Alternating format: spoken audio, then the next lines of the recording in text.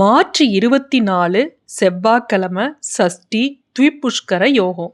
இந்த நாளில் இந்த இலை மீது இந்த 3 பொருளை சேர்த்து முருகனுக்காக இந்த தீபத்தை ஏற்றுனீங்க அப்படின்னா உங்களுடைய வளர்ச்சியை எந்த கொம்பனாலும் தடுக்க முடியாது. அது மட்டும் இல்லை, 1 பவுனை வச்சு நீங்கள் பல பவுன்களை சேர்க்கலாம்.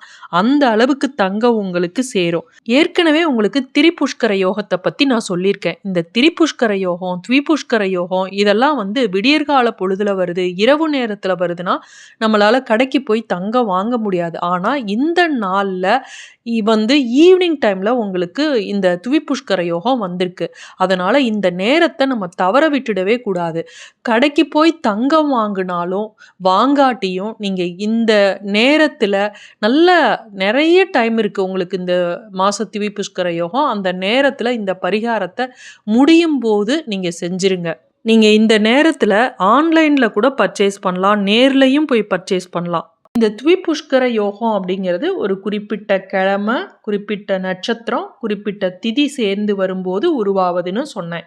இப்போ இந்த கிழமை என்ன அப்படின்னு பார்த்தீங்கன்னா சனி, ஞாயிறு, செவ்வாய். இதை ஞாபகம் வச்சுக்கங்க. சனிக்கிழமை, ஞாயிற்றுக்கிழமை, அடுத்து திங்கக்கிழமை விட்டுருங்க, செவ்வாய்க்கிழமை. திதி பார்த்தீங்கன்னா 2ஆம் நாள், 7ஆம் நாள், 12ஆம் நாள். 2 அப்படிங்கிறது துவிதியை குறிக்கும். 7ஆம் நாள் அப்படிங்கிறது சப்தமி திதியை குறிக்கும். 12ஆம் நாள் அப்படிங்கிறது துவாதசி திதியை குறிக்கும்.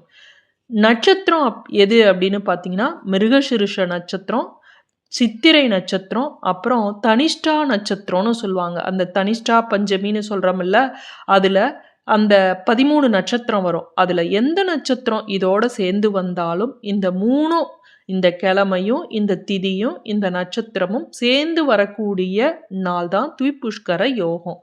அதை நம்ம தினமும் இந்த கிழமை, இந்த நட்சத்திரம், இந்த திதிலாம் சேர்ந்து வருதா அப்படின்னு நம்ம சாதாரணமாக மக்கள் இதை நம்ம பார்க்க மாட்டோம். இப்படி நம்ம ஏற்கனவே இந்த த்விபுஷ்கர யோகத்தை பற்றி இந்த நாளில் வருது அப்படின்னு உங்களுக்கு நம்ம சொன்னோம் அப்படின்னா அந்த நாளை நீங்கள் தவற விடாதீங்க. நம்ம வீடியோ தொடர்ந்து பார்க்குறவங்களுக்கு இந்த திரிபுஷ்கர யோகம், த்விபுஷ்கர யோகம்லாம் நான் தொடர்ந்து போடுறேன். நீங்கள் அந்த நாளை தவறாமல் பயன்படுத்திக்கிங்க. த்விபுஷ்கர யோகம் அப்படிங்கிறது 2 மடங்கு பலன் நமக்கு கிடைக்கிறதாக இருக்கும். த்வி அப்படின்னா 2, நமக்கு தெரியும். துவிதியை அப்படின்னலாம் சொல்லுவோம் இல்லையா, அது 2 அப்படிங்கிறத குறிக்கும். புஷ்கர அப்படின்னா வழமையான, சிறப்பான, யோகானா விருத்தியாவது அப்படின்னு அர்த்தம். த்விபுஷ்கர யோகத்துல நம்ம செய்யக்கூடிய எந்த பலனுமே இரட்டிப்பு மடங்காக கிடைக்கும்.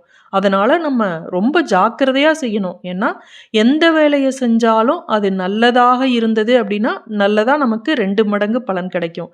கெட்டதாக இருந்தது அப்படின்னா நமக்கு அது தவறுதலான பலனை இரட்டிப்பு மடங்கு அதை நமக்கு கொடுத்துரும். அதனால் நல்ல காரியங்களை மட்டும்தான் நம்ம இந்த நேரத்தில் நம்ம செய்யணும். இந்த த்விபுஷ்கர யோகத்தில் நீங்கள் எதுலையாவது முதலீடு பண்ணணும் அப்படின்னு நினச்சிங்கன்னா, தங்கத்தில் முதலீடு பண்ணணும், வெள்ளியில் முதலீடு பண்ணணும், இல்லை ஒரு லாட்ரி சீட்டு வாங்கணும் அப்படின்னு நினைக்கிறவங்க, ஷேர் மார்க்கெட்டில் எதுலையாவது நான் வாங்கணும், ஆன்லைனில் கூட இப்போ அந்த நேரத்திலேயே நம்ம வாங்கலாம், அது மாதிரி வாங்கணும் அப்படின்னு முதலீடுகளை போடணும்னு நினச்சிங்கன்னா இந்த நேரத்தை நம்ம பயன்படுத்திக்கணும். இது நமக்கு எதிர்காலத்தில் அதனுடைய பலனானது இரட்டிப்பு மடங்கு நமக்கு கிடைக்கும். அப்படிங்கிறதுனால பணத்தை முதலீடு செய்வதற்கு நம்ம பயன்படுத்திக்கணும். அதே போல் ஆன்மீக காரியங்களில் நம்ம இந்த நாளில் செஞ்சோம்னாலும் அதனுடைய பலனானது நமக்கு டபுள் மடங்காக கிடைக்கும். அதாவது இந்த நேரத்தில் தானம் செய்கிறோம் அப்படின்னா அந்த தானத்தோட புண்ணிய பலனானது நமக்கு 2 மடங்காக கிடைக்கும். வழிபாடு செய்வது, மந்திர ஜபம் செய்வது, தியானம் செய்வது இதெல்லாம் அதன் பலன் நமக்கு இரட்டிப்பாக கிடைக்கும். அப்படிங்கிறதுனால இந்த நாளை நம்ம தவற விட்டுடவே கூடாது. இந்த மாதம் த்விபுஷ்கர யோகமானது மார்ச் 24ஆம் தேதி செவ்வாய்க்கிழமை வந்திருக்கு. அன்றைய தினம் சஷ்டி திதியும் இருக்கு. திதிகளில் சஷ்டி திதி முருகனுக்கு மிக விசேஷமான நாள். கிழமையில பார்த்தீங்கன்னா செவ்வாய்க்கிழமை முருகனுக்கு மிக விசேஷமான நாள். இப்படி திதியும் கிழமையும் முருகனுக்கு மிக விசேஷமான ஒரு நாளாக இன்றைய தினம் இருக்கு. அது மட்டும் இல்லாமல் த்விபுஷ்கர யோகம் ஈவினிங் 7 மணிக்கு ஆரம்பிக்குது. அதாவது 7:04 ஆரம்பித்து அடுத்த நாள் 25ஆம் தேதி புதன்கிழமை காலையில் 6:20 வரையும் இருக்கு. இந்த நேரத்தில் முருகப்பெருமானையும் மகாலட்சுமி தாயாரையும் நினச்சிக்கிட்டு இந்த பரிகாரத்தை செய்யுங்க. உங்களுக்கு ஈவினிங் 7 மணிக்கு வர்றதுனால நீங்கள் வெள்ளி வாங்கணும், தங்கம் வாங்கணும், மங்கள பொருட்கள் வாங்கணும்னா ஈவினிங் டைமில் கடையில் போயும் வாங்கலாம், ஆன்லைன்லையும் வாங்கலாம். ஒரு வீடு போய் பால் காய்ச்சுறீங்க, குடி போறீங்க அப்படின்னா, நீங்க புதன்கிழமை 25ஆம் தேதி விடியற்காலம் பிரம்ம முகூர்த்த நேரத்துல நீங்க செய்யலாம். ஏன்னா 6:20 வரையும் புதன்கிழமை வரையும் இந்த த்விபுஷ்கர யோகம் இருக்கு. இந்த த்விபுஷ்கர யோகம் ஆரம்பித்த பிறகு, அதாவது இரவு 7:04க்கு ஆரம்பிக்குது இல்லையா, அதற்கு பிறகு இந்த தீபத்தை நீங்க எப்ப வேண்டுமானாலும் ஏற்றலாம். இந்த நேரத்துல தான் இந்த பரிகாரத்தை நீங்க செய்யணும். இந்த பரிகாரத்தை எப்படி செய்யணும்னு இப்ப பார்க்கலாம். இதற்கு நம்ம தேவைப்படுவது ஒரு செம்பருத்தி இலை தாங்க. இந்த செம்பருத்தி செடி எந்த வீட்டில் இருந்தாலும் சரி, அந்த வீட்டில் பண வரவுக்கு தடையே இல்லாமல் இருக்கும் அப்படிம்பாங்க. இந்த செம்பருத்தி இலை அப்படிங்கிறதும் பண ஈர்ப்பு சக்தி உடையது, பணத்தை வசியம் பண்ணக்கூடிய சக்தி உடையது, நேர்மறை ஆற்றலை ஈர்த்து அந்த வீட்டில் இருக்கக்கூடிய எதிர்மறை சக்திகளை போக்க செய்யக்கூடிய தன்மை உடையது இந்த செம்பருத்தி இலை. இந்த செம்பருத்தி இலையை எடுத்து வச்சுக்குங்க. குளிச்சுட்டு தான் செய்யணும். தினம் முருகனுக்கு மிகவும் விசேஷமான நாள் அல்லவா. நீங்கள் எப்பவும் போல் சாமி சிலையெல்லாம் கழுவி, முருகனோட சிலையெல்லாம் கழுவி, மஞ்சள் குங்குமம் பொட்டெல்லாம் வச்சு, பாலில் பன்னீரில் எதில் அபிஷேகம் பண்ணுவீங்களோ பண்ணி எல்லாம் வச்சுட்டு, சிலையெல்லாம் இல்லை படம் தான் இருக்குன்னாலும் ஓகே, முருகன் படமாக இருந்தாலும் அதை துடைத்து அதற்கு மஞ்சள் குங்குமம் வைத்து, பூ வைத்து, நெய்வேத்தியம் வைத்து, உங்களால் முடிஞ்சதை பிரசாதம் சக்கரை பொங்கல் தான் செய்யணும்னு இல்லை, எது உங்களால் முடியுதோ ஒரு கல்கண்டு, பேரிச்சம்பழம், உலர் திராட்சை ஏதாவது ஒன்று நெய்வேத்தியமாக வைத்து, கண்டிப்பாக வெத்தலைப்பாக்கு, வாழைப்பழம், பூ வைத்திருக்கணும். அதற்கு பிறகு தான் இந்த பரிகாரத்தை செய்யணும். ஒரு செம்பருத்தி இலையை எடுத்துக்குங்க.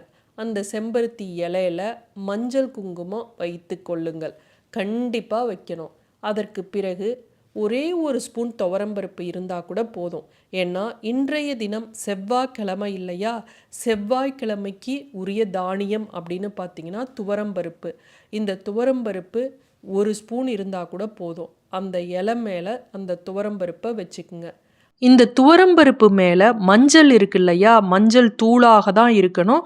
அது சாமி கிட்ட இருக்கிறத நீங்கள் வீட்டில் இருக்க சமையலுக்கு பயன்படுத்தக்கூடிய மஞ்சத்தூளை எடுக்கக்கூடாது. இந்த மஞ்சத்தூளை எடுத்து ஓம் ஸ்ரீ மகாலட்சுமியை நமக அப்படின்னு சொல்லி 11 முறை சொல்லி அந்த துவரம்பருப்பு மேலே நீங்கள் அதை போடுங்க.